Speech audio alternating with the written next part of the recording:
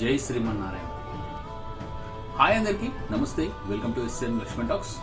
ఒకసారి శ్రీ మహావిష్ణువు తలపై ఉన్న కిరీటము శ్రీ మహావిష్ణువు యొక్క పాదాలకు ఉండే పాదరక్షకులు అంటే చెప్పులను చూసి గల్మ దగ్గరనే అంటే గడప దగ్గరనే ఉండడం చూసి ద్వారం దగ్గరనే చెప్పులను వదలడం చూసిన కిరీటం హేళన చేస్తూ చెప్పులను చూసి నవ్వింది.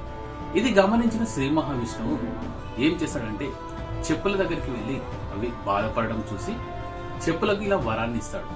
త్రేతాయుగంలో నేను శ్రీరాముడిగా అవతారం ఎత్తినప్పుడు మీరే 14 సంవత్సరాలు రాజ్యాన్ని ఏలుతారు అని వరాన్ని అయితే ఇవ్వడం జరుగుతుంది.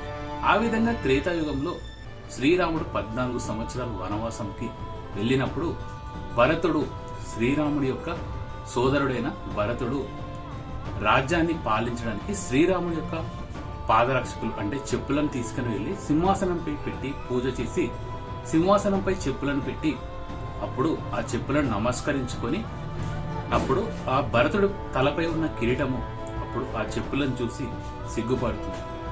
అయితే చాలా మందిని చిన్న చూపు చూసి మాట్లాడడం తక్కువగా చూస్తుంటారు.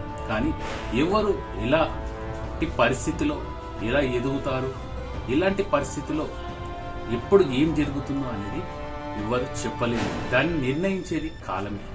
అందుకే ఎవరిని తక్కువ అంచనా వేయకండి. ఒకరిని చులకనగా మాట్లాడడం ఇదే మనుషుల్లో ఉన్న పెద్ద జబ్బు.